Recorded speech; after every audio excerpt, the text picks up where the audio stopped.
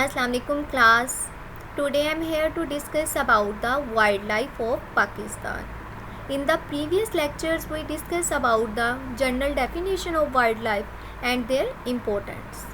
But today we discuss about the distribution of wildlife in different regions of Pakistan. जो हमने different regions discuss करने हैं wild life में, उसमें हम देखेंगे डिफरेंट फाना एंड फ्लोरा. आप अपने माइंड में ये क्लियर कर लीजिएगा कि वाइल्ड लाइफ का मतलब सिर्फ एनिमल्स नहीं है कि जो हमारे पास वाइल्ड एनिमल्स पाए जाएंगे या बर्ड्स पाए जाएंगे या रिप्टाइल स्पीशीज़ पाए जाएंगे. वाइल्ड लाइफ का मतलब है हमने फाना एंड फ्लोरा दोनों को डिस्कस करना है, मतलब एनिमल्स को भी डिस्कस करना है और प्लांट्स को भी डिस्कस करना है कि हमने जो रीजन्स को डिवाइड किया है कि उसमें कौन सी हाईलैंड्स में कौन सी हमारे पास वाइल्ड लाइफ पाई जाएगी और लो लैंड्स में कौन सी पाई जाएगी, कौन से रीजन्स में कैसी वाइल्ड लाइफ होगी. इसका मतलब हमने देखना है दोनों प्लांट्स और एनिमल्स को कि कौन सी वैरायटी के प्लांट्स किस रीजन्स में सर्वाइव करते हैं, कौन सी वैरायटी के एनिमल्स किस रीजन्स में सर्वाइव करते हैं. सो फर्स्टली हमने देखना है नॉर्थन हाईलैंड्स एंड प्लेन्स. उन्होंने कहा है कि जो नॉर्थन हाईलैंड्स हैं इनको डिवाइड किया गया है टू वैराइटीज़ में, लोअर एलिवेशन एरियाज़ और हाई एलिवेशन एरियाज़ में. उन्होंने कहा कि जो हमारे पास लो एलिवेशन एरियाज़ हैं इनमें आ जाते हैं हमारे पास पोठोहार, आज़ाद जम्मू एंड कश्मीर रीजन्स. लेकिन जो हमारे पास हाई एलिवेशन एरियाज़ हैं इनमें आ जाएंगे हमारे पास Himalayan, Karakoram and Hindu Kush mountain ranges. इसी तरह हमने दोनों रीजन्स को, ये जो नॉर्थन हाईलैंड्स हैं इनको डिवाइड कर दिए टू रीजन्स में, लोअर और हाई रीजन्स में. अब हमने देखना है कि यहाँ पे हैबिटेट कैसी होती है. जो हमने नॉर्थन हाईलैंड्स को डिवाइड किया ना टू एरियाज़ में कि हाई एलिवेशन एरियाज़ कैसे होंगे, लो एलिवेशन एरियाज़ कैसे होंगे, इनमें हैबिटेट कैसी होगी. उन्होंने कहा ये जो एरियाज़ होते हैं ना ये प्रोवाइड करते हैं एक्सीलेंट हैबिटेट. कैसे हैबिटेट एक्सीलेंट प्रोवाइड करते हैं, क्योंकि यहाँ पे जो वाइल्ड लाइफ होती है in the form of alpine grassing land, sub alpine scrub and temperate forest.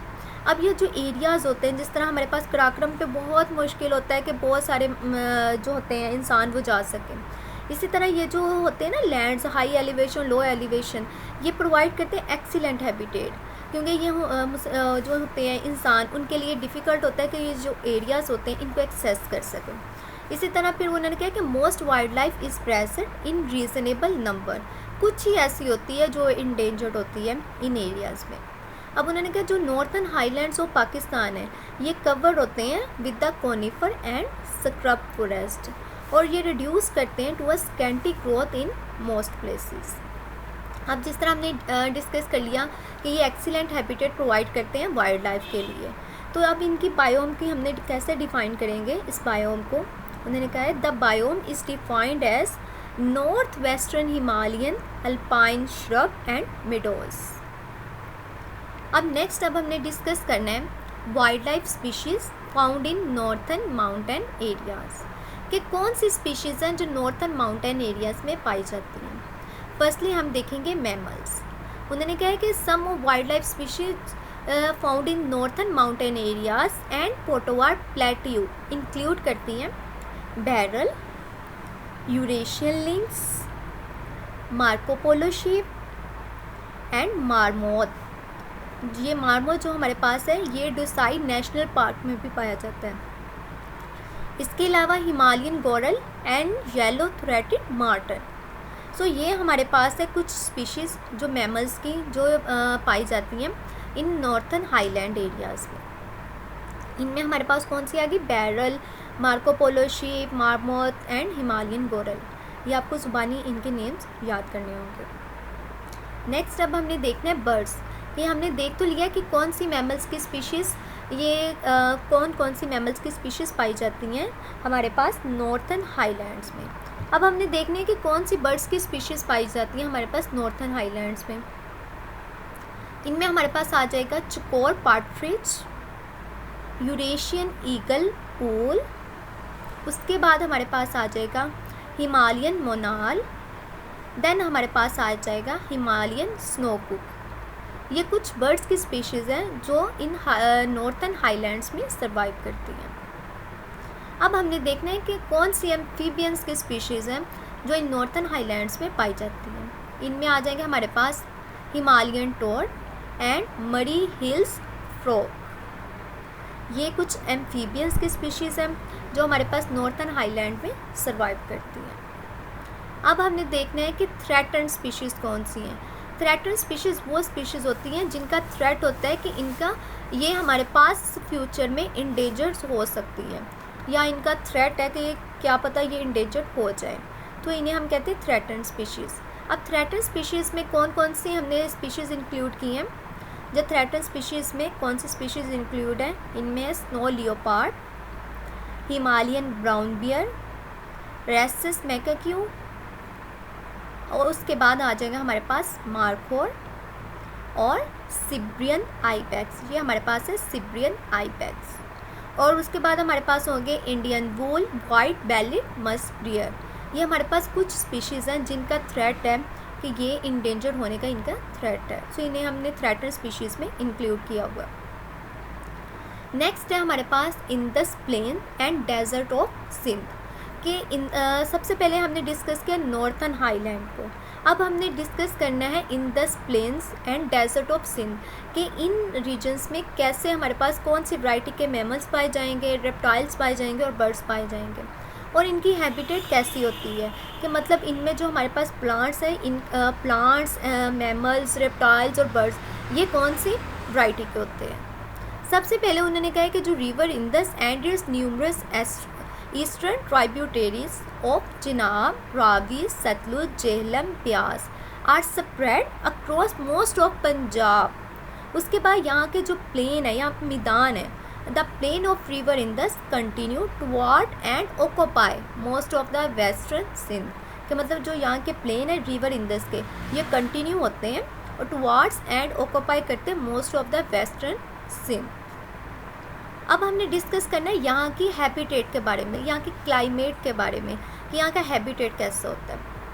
उन्होंने कहा जो प्लेन्स हैं have a many fluvial land forms, इनमें कौन से आ जाएंगे, इंक्लूड करते हैं हम बार्स, फ्लड प्लेन्स वगैरह। उन्होंने कहा ये सपोर्ट करते हैं नेचुरल बायोम्स को, जो हमारे पास नेचुरल बायोम्स हैं उनको सपोर्ट करते हैं। इंक्लूड इनमें कर लेते हैं ट्रॉपिकल एंड सब ट्रॉपिकल ड्राई। जिस तरह हमारे पास डेजर्ट है, डेजर्ट का नेम ही इंडिकेट करा है कि यहाँ पे किस तरह की क्लाइमेट होगी, ट्रॉपिकल एंड सब ट्रॉपिकल, या तो यहाँ पे शदीद गर्म होगी, और sub tropical dry and moist broadly forestry, यहाँ पे इस तरह की ड्राई और मॉइस्ट ब्रॉडली फॉरेस्ट्री होगी। As well as tropical and xeric shrubland. Xeric का मतलब होता है जो खुश्क साली होती है, बहुत सारे खुश्क जो इलाके होते हैं उन्हें कहते हैं ज़ैरिक श्रबलैंड। इनमें होंगे हमारे पास ज़ैरिक श्रबलैंड में आ जाएंगे हमारे पास डेजर्ट ऑफ थल एंड चोलिस्तान इन पंजाब, नारा एंड थर इन सिंध। ये हमारे पास आ जाएंगे ज़ैरिक श्रबलैंड में। कौन कौन से आ जाएंगे हमारे पास इलाके, थल एंड चोलिस्तान इन पंजाब, नारा एंड थर इन सिंध, क्योंकि इसके नेम से इंडिकेट हो गया था कि यहाँ पे कोई ज़ैरिक और कोई मॉइस्ट और ड्राई सी क्लाइमेट पाई जाएगी। उन्होंने कहा the banks and stream beds of the river system also spot riparian Woodland, जो साहिल के किनारे पाई जाती है, that exhibit the tree species of, कौन सी स्पीशीज़ होंगी ट्री की, किक्कर, मलबेरी मतलब जो शतूत के दरख्त होते हैं, एंड शीशम। इसके अलावा उन्होंने कहा the reed beds and tamarisk bushes along the rivers are also present। Tamarisk bushes जो होती हैं वो इस टाइप की होती हैं, ये हमारे पास तमारिस bushes हैं। ये मतलब ये जो हमारे पास होती है ना, जिसे हम कह सकते हैं झाड़ियाँ वगैरह, ये तमारिस, इन्हें ये तमारिस वैरायटी की है, जिन्हें हम तमारिस स्पीशीज़ है। ये हमारे पास तमारिस स्पीशीज़ है जो यहाँ पे दिखाई गई है। अब नेक्स्ट हमने देखना है कि यहाँ पे अगर हम such geographical landforms accompanied by an excellent system of monsoon, कि यहाँ पे क्लाइमेट कैसी होती है, मानसून होती है। ये जो क्लाइमेट होती है ये प्रोवाइड करती है excellent ground for diversity of flora and फाना, मतलब जो यहाँ पे क्लाइमेट होती है ये प्रोवाइड करती है excellent habitat for a diversity of flora and फाना स्पीशीज़ को। इसके अलावा उन्होंने कहा जो प्लेन्स होते हैं ये equally appealing to human for agriculture goals, कि ये ह्यूमन को अपील करते हैं, मतलब ऐसा इन्वायरमेंट प्रोड्यूस करते हैं कि ह्यूमन जो अपने आप को फोर्स कर लें कि यहाँ पे एग्रीकल्चर गोल्स के लिए एंड डेवलपमेंट ऑफ सिविलाइजेशन। इसके अलावा उन्होंने कहा जो vast in the flood plains have been cleared of a natural vegetation to grow crops की नेचुरल वेजिटेशन के लिए ये फ्लड प्लेन्स होते हैं जो cleared of a natural vegetation to grow crops. इसके अलावा उन्होंने कहा है कि this has caused only a few species to become endanger, because अब देखो आप लोग कि इतना स्पोर्टेबल इन्वायरमेंट क्लाइमेट प्रोड्यूस करते हैं